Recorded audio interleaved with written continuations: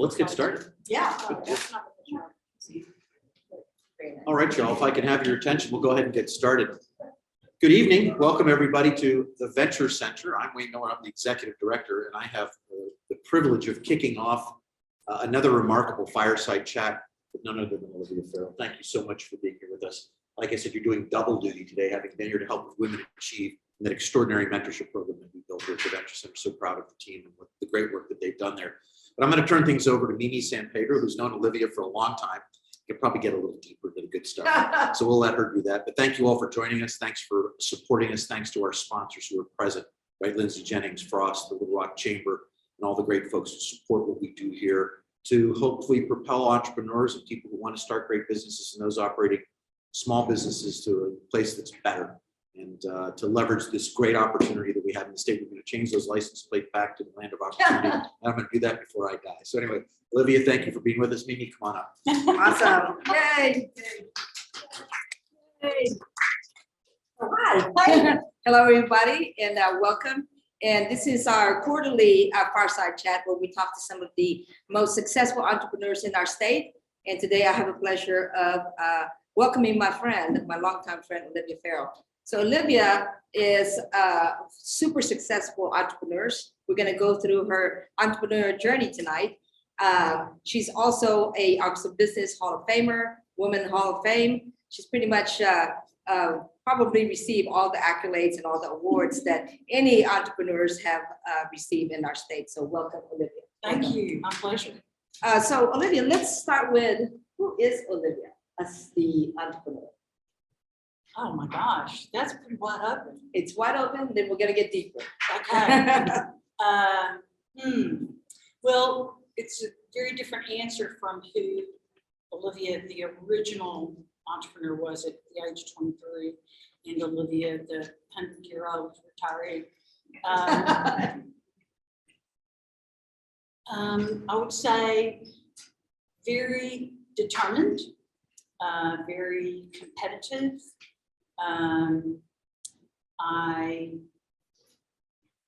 One thing I think an advantage that I had is that I always assumed that I was going to succeed. I just always assumed that I could do the things that I wanted to do.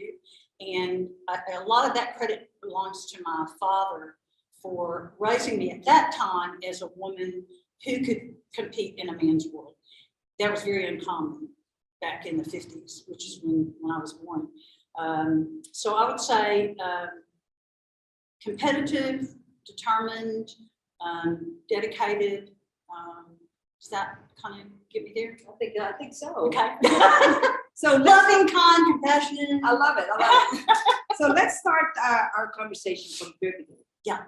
So graduating from college with a creative writing, what is it? English literature. English literature. And So- Shakespeare. And what did you do after that?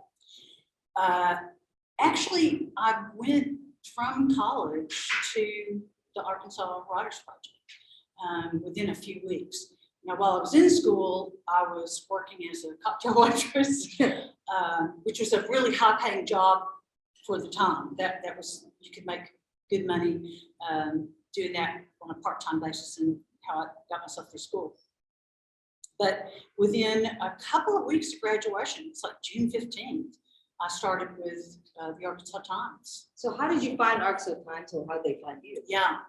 Alan Leverett, the original founder of the Arkansas Times, lived in the same quadruplex that I lived in the Qualpaugh Quarter.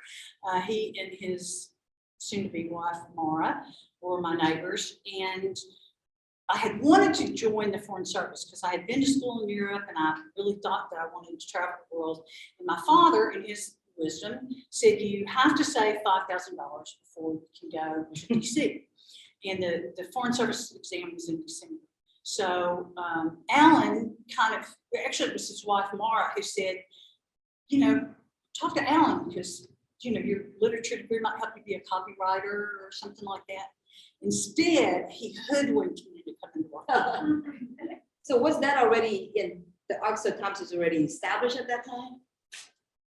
Kinda. Okay. Yeah, they had at that time 4,000 circulation, and the circulation information was kept in the margins of the editor's notebook. They had $100,000 sales, annual sales at that time. There, I made the fourth person on the staff, and it was a newsprint product. So it wasn't what we would call an enamel-coated slip magazine at the time. And you were hired as a copywriter? No, as a salesperson. Yes. Yes, which, yeah, who would have thought? So talk about that journey from a salesperson to actually being a partner, sometimes? Yes, yes.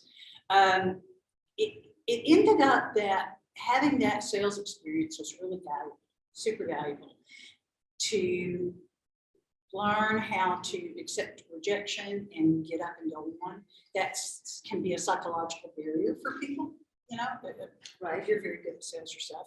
So that was a great experience.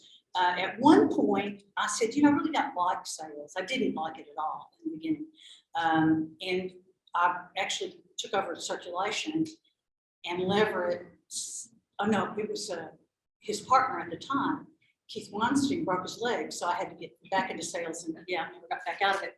And it was Keith Weinstein who, I wish I hadn't said his name because now I can't tell you the whole story.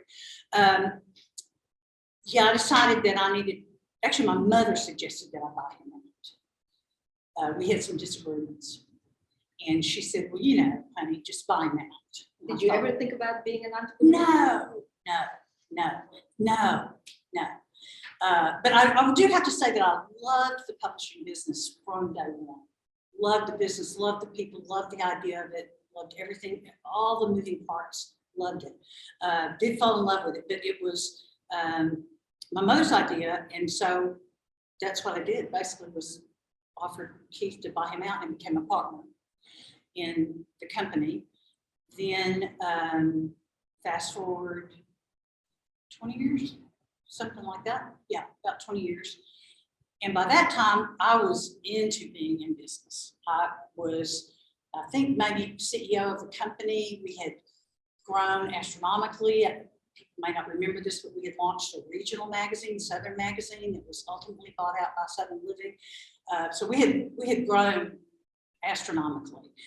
And I thought, I really had my own idea about how I want to run a business. And it was different from Alan's idea. And he was actually the founder of Arkansas Times. So he was by his rights to run the company the way he wanted. He was very generous with me and taught me an estimable amount of information about the business. But I wanted to do things a different way. And that's what motivated me to, so I approached him about dividing up the business and went out on my own. So before we get to that, Yeah. Because that's, catapulting to 20 years. Yeah. So let's go through a little bit of the 20-year journey. What are some of the struggles that the company and you went through, and how did you, as a woman in that business, kind of succeed and really get into, introducing that kind of magazine to the state? Okay. When you first posed the question, the thing that came to my mind, the hardest thing, the toughest thing, was actually launching Southern Magazine. And at that time, we had launched Arkansas Business. We had purchased a kind of tourist guide. We had launched Active Years, which, Active Age, we called it, became Active Years. So we already had several periodicals, we had special pubs, and we kind of overnight launched this regional magazine with offices in DC, Atlanta, Dallas, Chicago, San Francisco. That kind of overnight growth, we grew, we doubled basically overnight, was excruciatingly painful. And how did you double it like that? Was Arkansas Times already making like? No.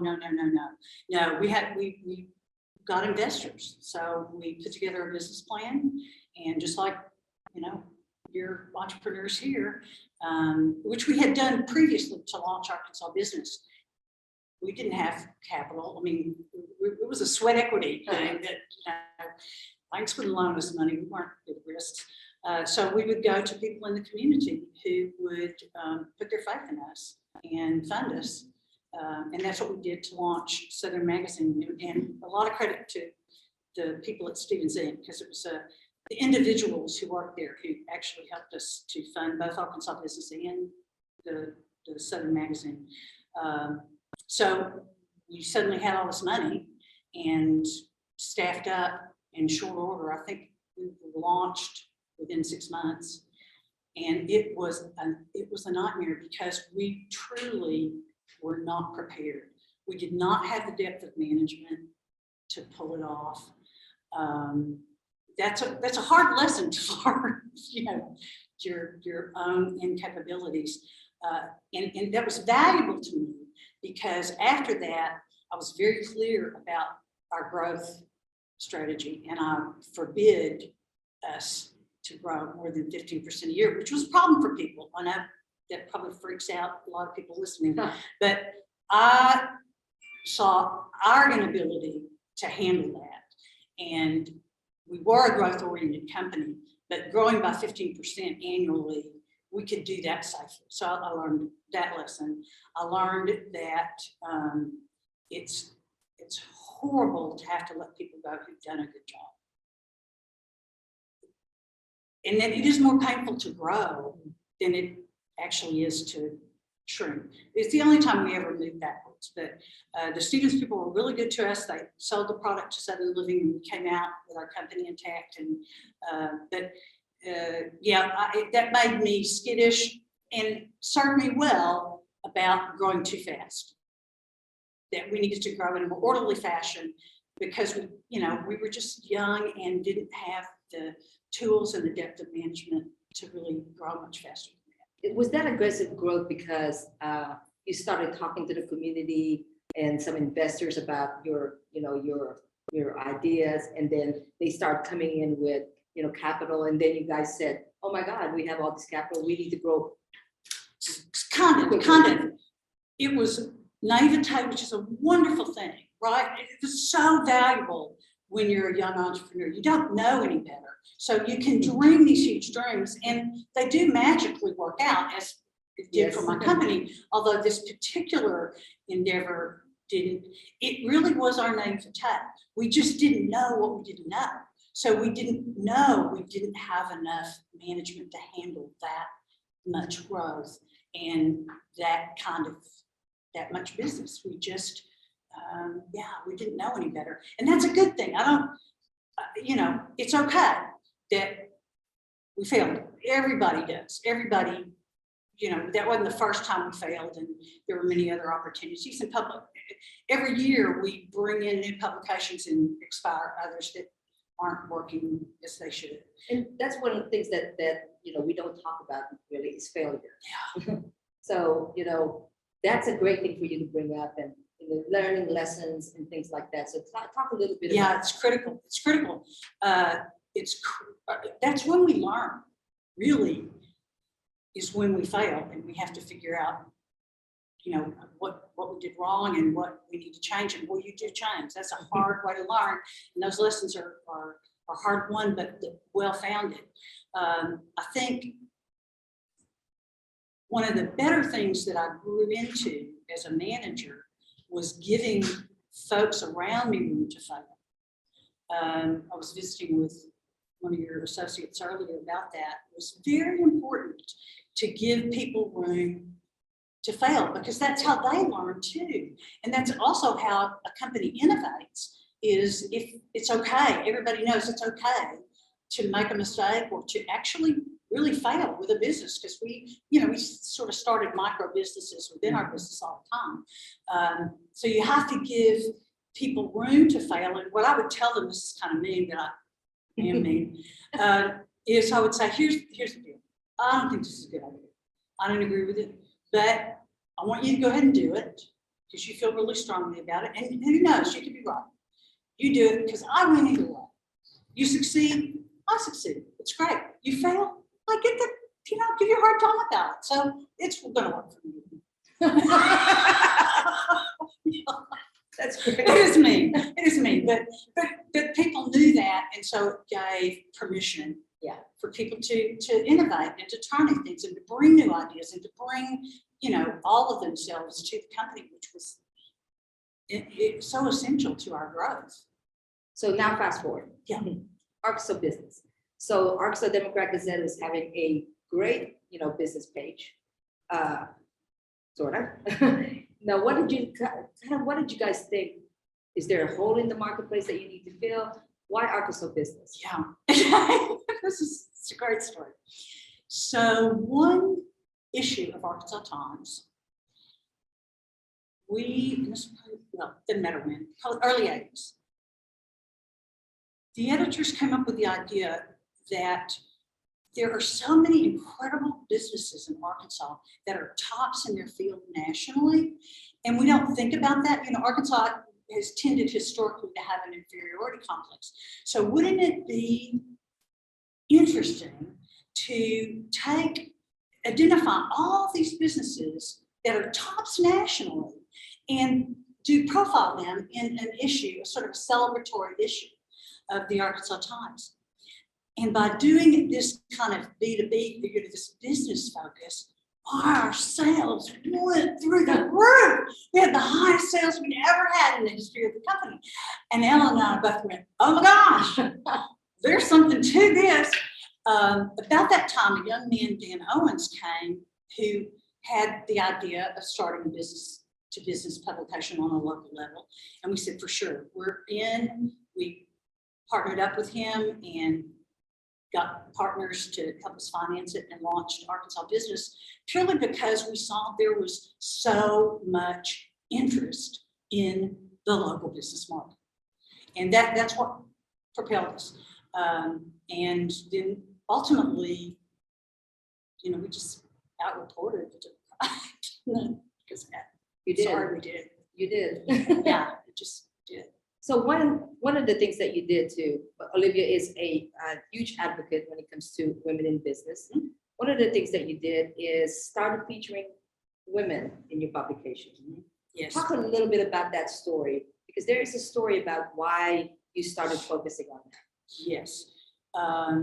Well, clearly there was a dearth of women in the business community, and we felt it was extremely important that we bring attention to the women who are there for lots of reasons, but to generate more awareness. And one issue, a reporter decided to do a story on women on boards of directors in the state, and was so dismayed to discover that, I think at that time, in early 80s, that it was something like 15% of the boards had women representation. And so she, as part of her reporting, inquired with people like presidents of banks and other board chairmen, why don't you have any women on your board? And they had various answers, but one banker, unfortunately this reporter told me, that she was disappointed. His response was, well, young lady, there are no women qualified. Oh my, that was so wrong to say to me. To you? Yeah, so I am highly motivated by anger, and I decided right then and there that what we needed to do was launch a publication called The Top 100 Women in Arkansas. And I got a lot of flack about that because the guys on the team were like, oh, that's too much. No, let's do 10, the top 10. I said, no, you don't understand. I want to be in their face with 100 women who are perfectly qualified to serve on the boards. And I'm going to identify them throughout the state, throughout different organizations, from nonprofits to financial institutions and everything in between, education, government. We're going to identify them, and I'm going to give you their resumes in a publication, and I'm going to mail it to every member of a board in Arkansas, so 5,000 copies, in addition to inserting it in Arkansas Business, so that the next time you have an opening, and I made it really clear that was my intent, when you have an opening in your on your board, Here they are. here are 100 perfectly capable and qualified women, and how to get in touch with them and all their credentials. And see, I was right. We did that for 5 years. Yes. And I thought, I didn't want it to wear out. I didn't want it to become like, you know, sometimes these honors they sort of get watered down. I didn't want that. So I intentionally said, we'll do it for 5 years so that we can make it, you know, make an impression. And it was fabulous. It was wonderful. It was wonderful getting all those women in a room, which we would do that every year. And I think we did we dramatically raised awareness. Now, even today, I think the last time I checked, the representation is still under 30% in Arkansas. So it's not like, you know, we've won or Making a difference. Absolutely making a difference. Yes, it's women are much more in the business community than they ever were. And I mean, it was hugely popular, that publication, when it comes to, It really you know. was. And what happened 5 years after? Yes, so one year, the last year, we held a forum before the luncheon that we typically had annually, and talked to the women about what could we do, because we could feel the power in the room. You know, it was you know, really kind of tangible. And the consensus that got built around this, you know, we had a professional sort of oversee the discussion, was that what we needed to do was support women and girls, and that we needed particularly to pay attention to STEM, to, you know, math and sciences, and women there, because that's where women had the lowest representation. After that, soon after that, Pat Long, who was head of the Arkansas Community Foundation, came to me and said, what would you think about starting a foundation for women, a women's foundation? And I said, I love it. I knew at that time that I had chits with 100 really successful women that I could parlay into some cash. And we raised $100,000 with a single mailing to launch the Arkansas Women's Foundation. That is an incredible organization today. A very proud moment. And a great partner with the Venture Center. Awesome, Yes, awesome, yes. good. They are wonderful. And they're doing a lot of wonderful things in They the are. community. Incredible. Yes. So, okay, so I know that we talked about this a little bit at the first session, but there's a lot of people online. So some of the things that you kind of talked a little bit about in the first session when it comes to advice, you know, to entrepreneurs. Talk a little bit about like what you have learned as a woman entrepreneur out there, or just an entrepreneur, and you know, some of the maybe some of the people that inspired you, and maybe a little bit more also in some of the challenges you faced. Okay, that's a lot for me to remember, Mimi. So you're going to have to coach me. I'll drift away. I'll help you.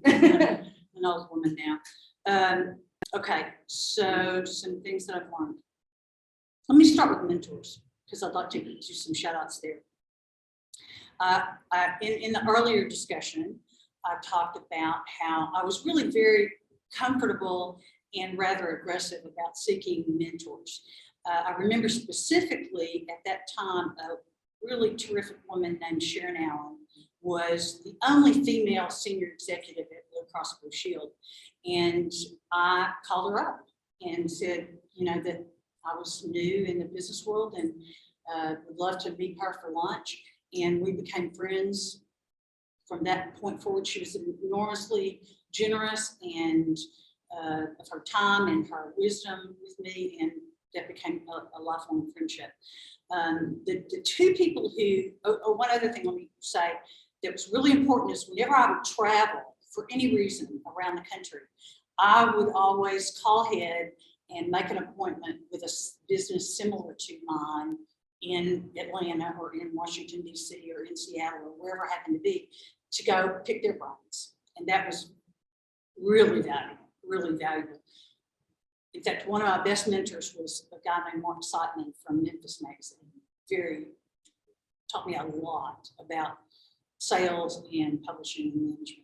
But the two people here who were the most helpful to me were two men, Charles Stewart and Sherman Tate. Some of you may or may not know them. They sort of took me on as their little mentee. Charles saw to it that I got into the right organizations, which was enormously beneficial to my career.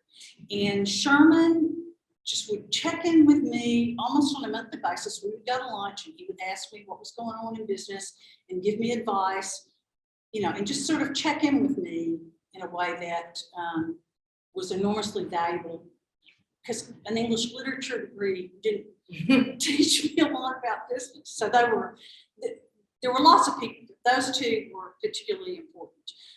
And then, as I mentioned earlier, whoever had the misfortune of being my banker, had to teach me how to read a balance sheet. And, my lawyers, oh my gosh, they had a terrible time having to teach me how to maneuver and not get in lawsuits all the time. I was very quick to get into those, and I finally learned how to call them before I got into it. I think that's a great tip too, because some people, think that they should be already knowing how to read a balance sheet or understand some of the things that you have to do, when it comes to the legal matters. I remember when the bank did an analysis on my receivables. I said, oh my gosh, you can do this? That seems like such a simple thing. I look at my son today and, how incredibly savvy he is, but I depended on those people for so much education. And they were perfectly willing. And I remain very loyal to them as well. Well, that was a long question. So that yeah, what was the other part of that? The other one is like some advice that you would give. Oh, yeah, some of the right, entrepreneurs.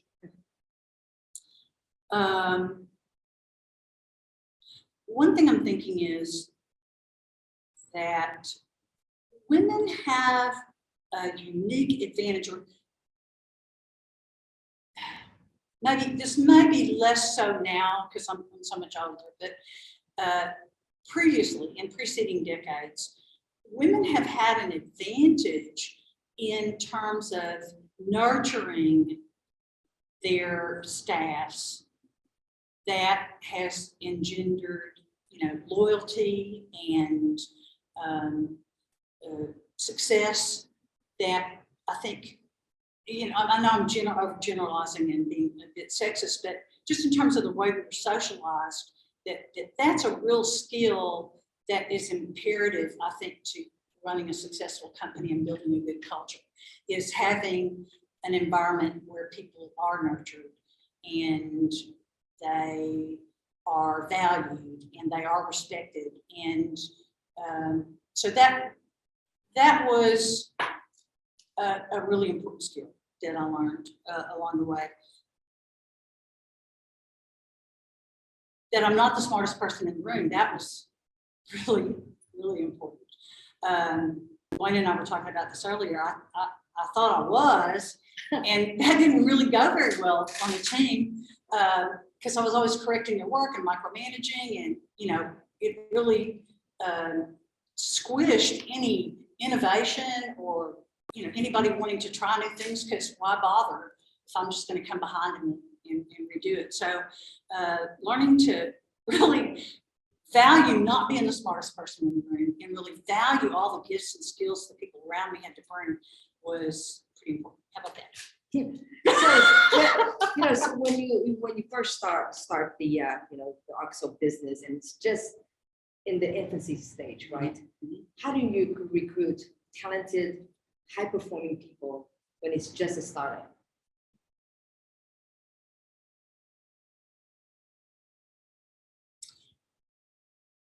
Okay, I kind of have to relate to that. I will say in the early stages, it was the really talented part was hard. Yeah. So the better answer for when I think about my son and his business was when we launched Southern. And the question was, how did we get those talented people? And it was with an inspiring dream. And actually that, I have to say, because that's how Alan got me to come to work, was the dream of a magazine that celebrated Arkansas and that was really, really well done and that employed the best talent we could find and it could afford. So even then, it was the dream. It was a dream that people can see and share and buy into.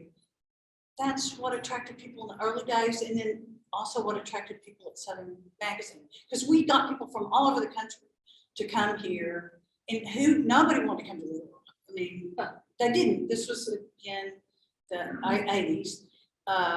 So it was very much painting a dream that people could be inspired by.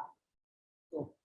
So another thing that we talk about, especially with our mentors and our entrepreneurs, is building a network. Let's talk about a little bit about how you build that network, especially the women network that you and I have been together for 35 plus years. Yeah. And how that building that network of people that were strangers to us really contributed to our success, personally and professionally. Totally. One thing I mentioned earlier that I think is really valuable is participating in nonprofit boards. And this is where Charles was so helpful to me by getting me on, a lot of the right boards, and many of them that had, didn't have any women there. The benefit of that is that suddenly when you serve on a board with these people, you're kind of on equal footing, which is very nice. It's instead of, in my case, me being the salesperson and then being the CEO, there was a different relationship that was so important to progressing in the community and with my business. So I highly recommend that. Meeting people in your community by serving with them in a different capacity. So outside of your business. With our group, the women, that was very intentional. Worthen, because they didn't have any women on their board, they had a women's advisory board that was made up of women business leaders. And when Worthen sold, we wanted to continue to meet. So we kind of got together and said, why don't we just continue to meet once a month? And we were all so busy, let's not have an agenda. Let's just meet and just hang out with each other. And I know I have done business with just about everybody in that supper club. We're still going. That was one of the best things that we ever did, was have that group of women who over time you just become really intimate with.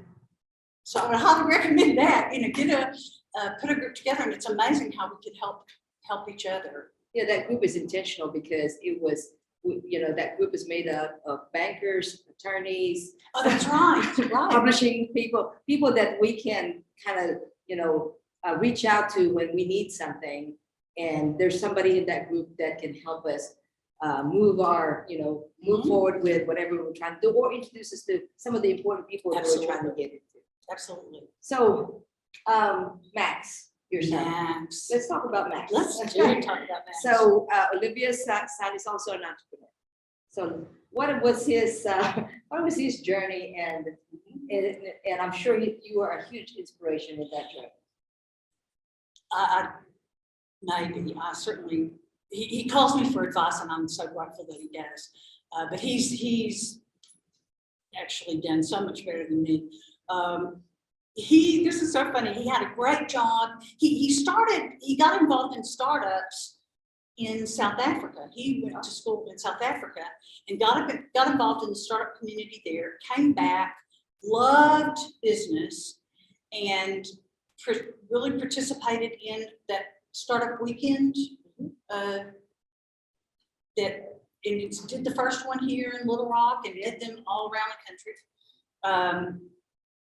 And when he was 24, he had a great job with a company called Twala in Des Moines, Iowa. He came to me, he said, I'm about to turn 25. And so before it's too late, I need to start my own business. I'm like, okay, that's crazy. You know, something my parents did to me when I Never thinking that he'll take over. he didn't want to. In fairness, I had told him early on, you don't want to come into my business. I'm sorry about this in retrospect because I could have used his talent, but you'll always be second fiddle. You'll never get credit for what you do because people will always say it's because you're my son. So you don't want to do that. Again, I'm sorry because I begged him. I offered him outrageous amounts of money, triple what he was making, and he would come work with me, which is good. It's worked out for him. But he, thanks to a friend of ours, Marvin Morris, decided that there was a need in the trucking industry for a software retention plan. Went to a startup in Nebraska, applied for a startup in Nebraska, got accepted. He and a friend who was a coder, developer, went through that startup, got their little business started. Then they struggled, just the two of them, for a good year or two. Eked out a customer here and there, I don't know how. Some great people who believed in them, and then applied for a logistics startup program in Chattanooga, went there, tripled their business in the couple of months that they were there, because this was, these were the people that were involved in the trucking industry. So he's now on his, he said, Series A, does that sound right? Fundraising round. And his company has been valued at $21 million. Wow. In 6 years. Wow. Yeah. So you got the gene. I think he's outstripped Mom. By the way, so Max is also mentoring one of our people that are going through some of our program, a Spark program actually, and that person is does truckers recruiting. Oh, good. And so they have gotten together, and now he is actually in the middle of trying to mentor her. So thank you very much. Ah, that's excellent. So Wonderful. I asked you this question, and we'll go back to it. Who inspired you as an entrepreneur? Early on? Or early on, throughout? I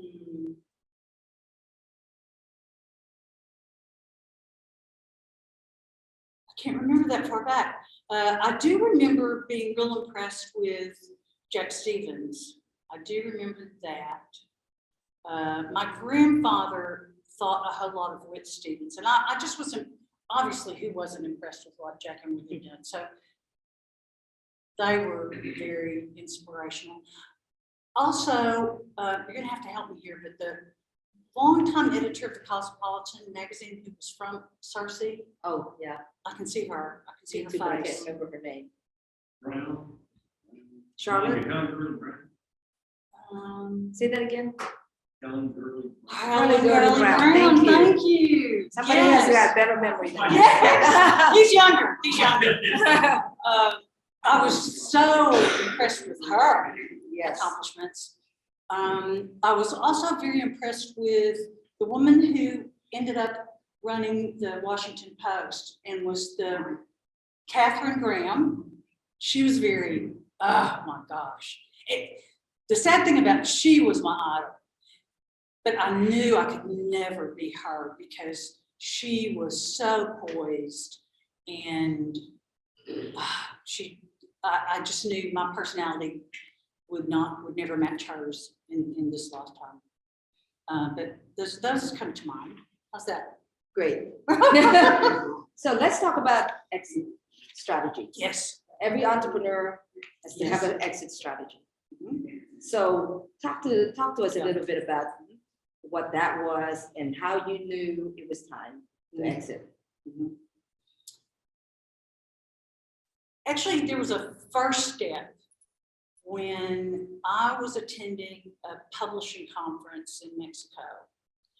And so for, decades, I would attend those conferences and we would all be diving in and talking about what new things we were doing and what's our next move and how we're going to grow and what we're going to do. And I realized about the third day that I no longer cared about that. Because all I thought about every day was how soon can I finish and get home to my kids. And I thought, I don't know that you ought to be running this day-to-day operation anymore, because I was no longer, what does politicians say? Bill Clinton used to say, the fire in the belly. Yeah, that it wasn't the same kind of hard charging, vision seeking. I had now a new primary goal. So at that point is when I hired someone to actually run the day-to-day operation. And that worked better because I could still be involved in the company. And I worked, probably 20 or 30 hours a week, but nothing like the 60 or 80 that I had started with initially. And then the truth is, Mimi, I burned out. Really, that's the truth of it. I wondered at the 20-year mark, I thought, oh my gosh, what had thrilled me and had moved me my whole career was the learning curve. That's what drove me, was learning new things. And I realized I had a certain level of mastery and the learning curve was going to go from here, it had waned substantially. So by the 40-year mark, I thought, I don't need to be doing this anymore. And my accountant was really upset because we were making very good money. But he's like, stay in there, stay and make some more money. Don't sell it now. But I had been approached by the Dementors out there about buying my company. I couldn't do that. I just couldn't do that. So I approached Mitch and Mitch Bettis, who was running the company on a day-to-day basis, and said, is there any way I would help you try to buy this so that I could leave it in good hands? And he agreed to it. And again, he was doing such a great job. I could have stayed and done nothing and it would have been fine, but I just felt like it needed to be in the hands of somebody who really cared and was driven, and I really needed to, go home and hang out with my dogs. That's all right. And your dogs. And congratulations on your retirement. Olivia built a company from zero to how many? It was actually 100,000. Zero. There were 4 of us when I started, and then if you count Arkansas Business and Arkansas Times, which were still part of the company, over 100. And from 100,000 revenue to?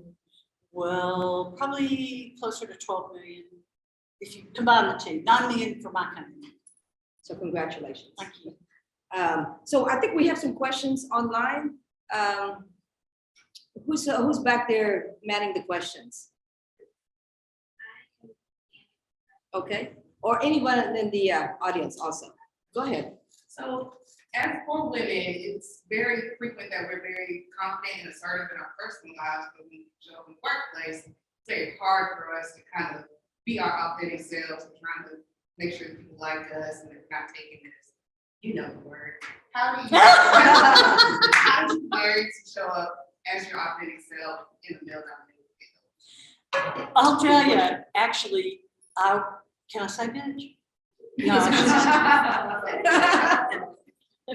Okay. Be yourself. Be yourself. Okay, yeah. Ted Wagon, what a great guy, was the editor of Arkansas Business for a time. And he actually gave me what I thought was a wonderful comment. And he said, you are one of the best men I've ever known in a skirt. And I said, thank you. So I was pretty rude and crude. And I was a tomboy growing up, and so I kind of brought that and got away with it, more or less, I think. I think. Maybe, yeah. So I'll tell you another thing that was really valuable to me was I dated a psychiatrist for a bit, and he taught me that women, of course, are socialized differently from men, and especially you're a lot younger than me, but I don't know how true this is still today, but certainly for me then, that would be the 70s, the 80s, the 90s. We were socialized about three things. One is that they were quite crippling in a business situation. So one was that you have to acknowledge every subject that's introduced. That's polite. So think about the idea of the man sitting there reading the newspaper at the breakfast table and the wife fixing the breakfast, and and how she would try to talk to him and he would be, he didn't care. He didn't care. He didn't have to acknowledge. Now, if he brought up something like, I've got a meeting to go to on Friday, she stops cooking the bacon and pays attention. So that requirement that as women, we have to acknowledge every subject put on the table. That can be crippling in a business situation. Whereas, and very advantageous for the man to just ignore any subject he doesn't want to be introduced or discussed. The second one was that we would not interrupt.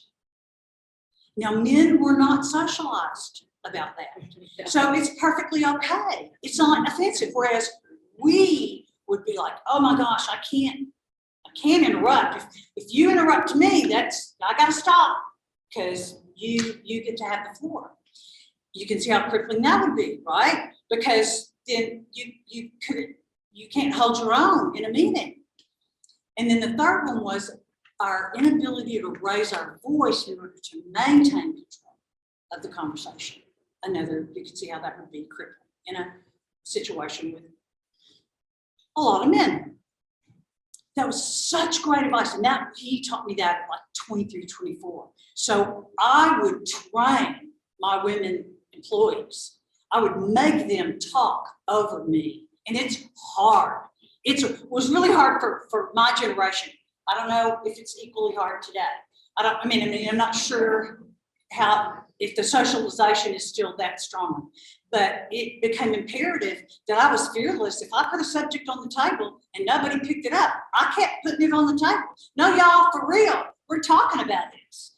And then if somebody tried to interrupt me, I just keep talking. And if you want to raise your voice, I can too. Let's go. Those were really pretty critical skills to that specific point. Yeah. Collins? I remember that characteristic about you.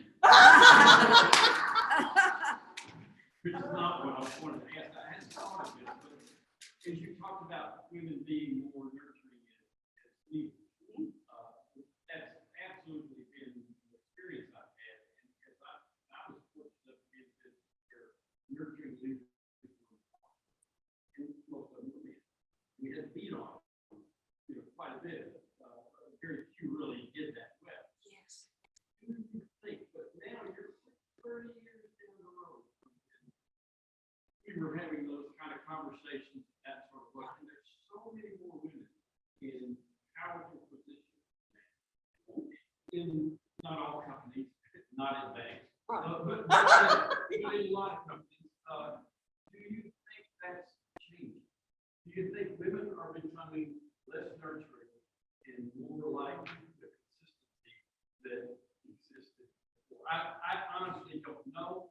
Yeah, do you yeah. think that? I'm going to answer your question in the opposite way. And that is, I can't speak to that. I think that's still part of our socialization. So I still think that women have a natural advantage there. But what I have definitely observed, and this is looking at my son and the way he runs his business, men and Mitch and the way he runs his business, they're nurturing. Yeah. They are so nurturing and so conscious of it. And my observation has been that that's a real important characteristic that is taught about management now, so that I see many of the men that I had the privilege of working with, younger men particularly, that they were very conscientious about the feelings and the egos of the people around them and bringing them along. And I totally admire my son and his ability and his consciousness of that at such a young age, and the value of that in growing his company. Those characteristics you just brought out that are unique to the way women end up being brought up, I guess, and what they learn. I would say 95% of men, none of that ever occurs. No, They no, would have no idea. no, They- completely oblivious. Women are under a different circumstance. And No, totally unconscious. Yes. So you have to be lucky to work with somebody like that. You know, we're lucky here at the Venture Center because we work with someone just like what you're describing, a very nurturing gentleman that cries at a drop of, you know. Bring that up. My So we- God, yeah. So we are fortunate to do that. Thank you for saying that about crime. You know, when we were speaking earlier, we talked about how important it is to have those we wish to nurture around us, and how important quality of the team. And I think one of the great challenges for real estate business is knowing how we think we do, right? We certainly know when we made bad ones. We think they're good at first, but you know, that is a skill set that you know you got to work at it constantly. Yes. Constantly. Yes. Could you speak to that? We had some good exchange about that. I'd love to hear your question. I'm not sure exactly what we talked about that you're. Well, we both talked about surrounding ourselves with people who Oh, are the smarter smarter. than us. Yes. Yes. So, good point. Let me address that in two ways. One, I very early on wanted to work with the smartest people I could possibly find because that was so fun, right? It was so fun to be working with the brightest and the sharpest and the most talented people. That and early on, Alan and I both agreed that to the extent that we could, we would try, because our ambition was to reach a point. Our ambition, it wasn't about how much money we were going to make. Really, our earliest ambition was, how can we surround ourselves with these incredibly talented people so that our work life would be fun? I mean, it'd be a blast. That's when the juices flow and everything's grinding, and it's, you know, that's just the best, is when you do that. And what Wayne and I were talking about was the idea that it's so much nicer not being the smartest person in the room. You know, it's so nice. Again, same idea of having these really bright people who can bring so much to the party and cover for your mistakes and catch your errors and catch you when you fall. And just the value of, I really have no idea why people want people that they consider less than them in any position. I mean, even the driver. I mean, I just don't understand. And I know that that is an objective.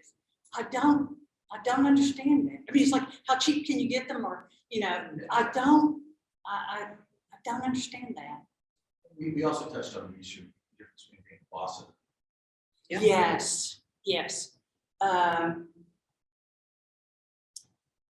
That was a hard lesson for me to learn because, again, I was so sure. I was that young, naive, sure that I knew the answer to everything.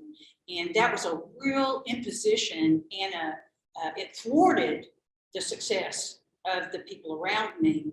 And it was when I was able to see that clearly I, you know, wasn't Patty perfect and I didn't have all the answers, that I actually could begin to exert leadership, which came really when I understood my job is to help you be the best you can be. And that's what also gave me the most joy. Even more than me succeeding was, oh my gosh, if I see somebody else really succeed, that is the best. Like I think about the young woman, Rachel Bradbury teacher, who would probably be my most successful protege. She has so surpassed me. Gosh, I marvel at her accomplishments. Gosh, she's just amazing. And it gives me so much joy and fulfillment that I participated in any way in helping her achieve the incredible success. Yeah, absolutely. Thank you. That's such an important question. Becky? I think that one question was, if there was anything you could change about your industry today, what would it be? About my industry, The question is, if there's anything that you can change in your industry, what would it be? that's such a conundrum. That everybody wants to know the answer to that, because print, certainly the daily newspaper, that part of the news business that was so imperative to the success of our democracy for 200 years. That was the backbone, was that level of quality, intelligent, ethical reporting that gave accountability to towns small and large and governments small and large across our country. The loss of that is just frightening. So that's the first thing I think of when that question is posed. And we don't know the answer. And there are a lot of people who are working to reinvigorate that kind of local reporting. Axios is doing, making an effort. I mean, their local publications only have 2 reporters. It'll be the best reporter in business and the best reporter in politics, but they just can't cover all the ground. So I gotta say, I don't know. It is the penultimate question, not related to my entire industry, depending on whether you call it the news industry or the publishing industry. But it's how do we maintain what's going to replace that accountability that journalism has provided that is on its last leg. And I don't know. I pray that the Cowboys are going to come in. I really do, because they always do.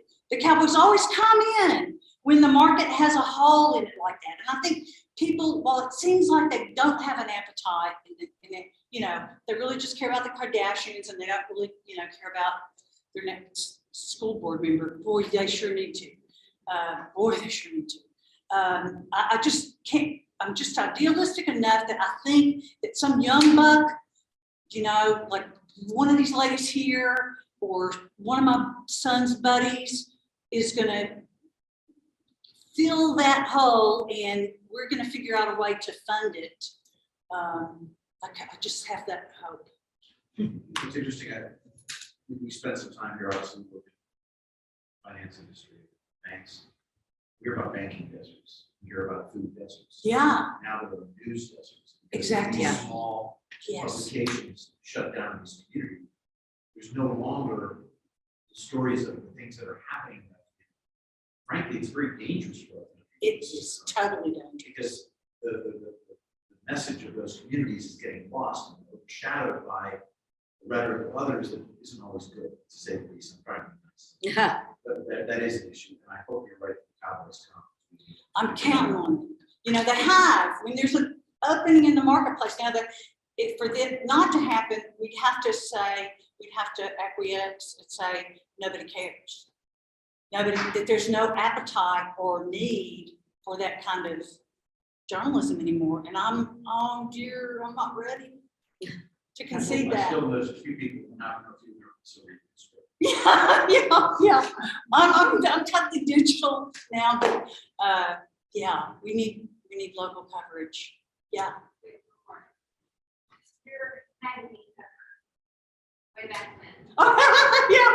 Tell us about how it was to walk around town after that came out, and just what the reception was like, and how it felt, because it's an iconic picture to us, that we did. Right.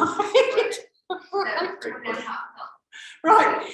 It was no So big deal. before we go Oh, yeah, into yeah, that, you should. so there is a cover in Arkansas Times years ago with Olivia on the cover, and she was smoking marijuana. Mhm. Yes, and the story for the cover was the proliferation of marijuana smoking among the high-end upper echelons of Little Rock and Arkansas. It wasn't just the drug for kids. It was, being enjoyed by the wealthy. So Bill Terry bedecked me in jewelry, and I had a lovely silver shrimp fork as my, what do we call those things? Roach clip. And yes, that's what that was. I just Googled it.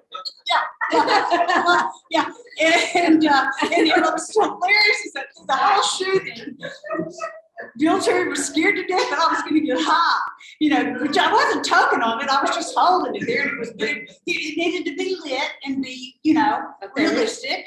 Yeah, he was really worried about that. Well, okay, so the first hurdle is going to be, how's your mom feel about that? She was so proud. She had it out on her coffee table because her daughter was on the cover of a magazine. And for me, I was a college student at the time. It was, it was like, cool, no big deal. Yeah, normal stuff. Wait a minute. Julian? Well, I want to circle back to funding. I mean, you're talking about real true journalism and hopefully someone will come in and save it, but we need funding for that. Yeah. Thinking of education, because that's what I do.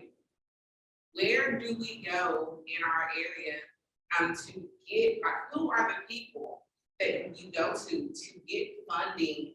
Because, there are lots of things for nonprofits, but when you're for profit, you really have to dig for that. So where do you go for people who care about quality education, just like you're speaking about quality journalism?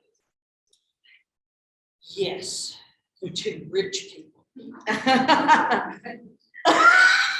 So, step one, you got to know who some rich people are. Step two, then you reduce that prospect list down to folks who have an inclination. So it may be that they already have foundations. We went to a lot of people who had foundations, but went directly to the founders of the foundation, the funders, and went to them. At that time, in the early 80s, the 70s and the 80s, really here in town, if you wanted an investor in a startup business, Stevens was a good choice, because that's, they had their whole branch that John Jacoby oversaw that was just to invest in other companies. So they kind of had a whole business to do that at the time. So by asking questions, and so find the richest people and start there. What do they know about? I mean, there might even be resources now that call Lance Turner in Arkansas Business. He'll really appreciate me giving out his And Olivia. Yes, I know a good resource to start with, but it is true. What we did every step of the way was we went to people with money and with already some kind of proclivity, like some interest in education. And there are lots. And there are lots of business people. I mean, that's a real issue for the metropolitan area, is the quality of our education in terms of our ability to attract businesses and retain them. It's a critical business issue. So go to your Chamber of Commerce, go find out who's interested in this, and then you have to have a good idea that you can sell. That will capture the dreams, the mutual dreams of the people that you're talking to, and a good enough business plan that they'll invest, especially if you're for profit. I mean, we had to have our 10-year plan and then a dream. So we have to wrap it up. I think we're over time. Thank you so very much. Oh, this was so fun. Thank you. Thank you for being such an inspiration. Thank you for coming.